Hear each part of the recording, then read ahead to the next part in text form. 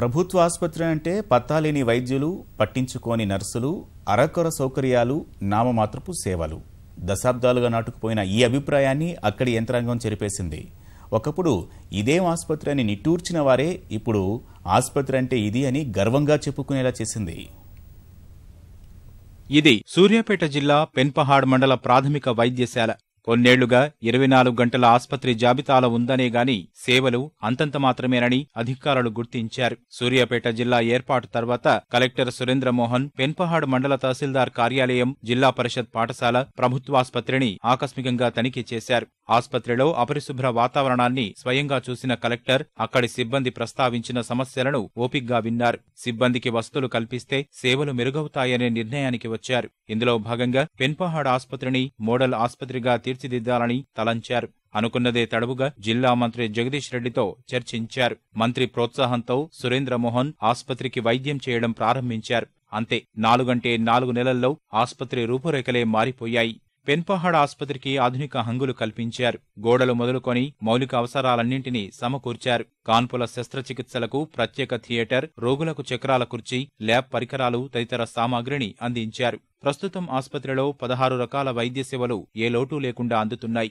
4 నెలల్లోనే ఆస్పత్రి నిర్వహణలో చాలా మార్పు వచ్చిందని రోగుల నుంచి నర్సుల వరకు ముక్తకంఠంతో చెబుతున్నారు. డెలివరీస్ చేయడము ప్రాథమిక ఆరోగ్య కేంద్రంలో, నెక్స్ట్ చిన్న ఆపరేషన్లు చేయడము, ఓపీ అనేది 30 నుంచి 100, మా సోమవారం రోజులైతే 150 వరకు పెరిగింది. పోతే గర్భిణీ స్త్రీలు చెకప్స్ కోసము శుక్రవారం నాడు 50 నుంచి 60 మంది మనకు రావడం జరుగుతుంది. సో అంటే మనకు మామూలుగా ఒక గైనకాలజిస్ట్ దగ్గరనే అట్లా చూస్తాము, కానీ మన దగ్గర కూడా అట్లా రావడం అనేది ప్రజలు మా మీద నమ్మకంతో వస్తున్నప్పుడు మేము కూడా అదేవిధంగా మా స్టాఫ్ సహకారంతో మేము సేవలు చేయడం జరుగుతుంది. గతంలో ఏరియా హాస్పిటల్ తీసుకెళ్లేది, ఈ మధ్య మాత్రం సార్ వచ్చిన కాడ నుంచి మంచిగానే డెలివరీలు బాగానే జరుగుతున్నాయి, ట్యూబెక్టమీ బాగానే జరుగుతుంది, ఏఎన్సీ చెకప్లు బాగానే వస్తుండ్రు. ఇక మిగతా పేషెంట్లు వాళ్ళు జ్వరానికి గట్ట వాళ్ళు కూడా బాగానే వస్తుండ్రు సార్. మంచి సౌకర్యంగానే ఉంది సార్. నేను 5 గంటలప్పుడు వెళ్ళినా కూడా అక్కడ తలుపులు తీసే ఉండి అక్కడ సిస్టర్స్ ఉన్నారు.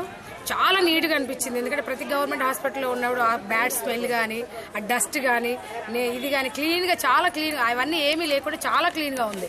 అలాంటప్పుడు పేషెంట్ కానీ ఇతరుల వాళ్ళు ఎవరైనా కూడా లోపలికి రావడానికి చాలా ఆహ్లాదకరంగా ఉంది. కాబట్టి పేషెంట్ తొందరగా రావడానికి వీలుంటుంది. పెన్పహాడ్ ఆస్పత్రి నమూనాలో సూర్యాపేట జిల్లాలోని దవాఖానాలకు హంగులద్దుతామని కలెక్టర్ సురేంద్రమోహన్ తెలిపారు. ఇక్కడ ఇంత ముందుకు ఒక 2 కనపడ్డారు. మీకు ఏ సమస్య ఉందని అడిగాము. అడిగితే మాకు ఏ సమస్య లేదు, ఊరికనే చూసిపోదామని వచ్చామని అంటున్నారు. అంటే ఇది ఒక టూరిజం ప్లేస్గా కూడా అయిపోయింది.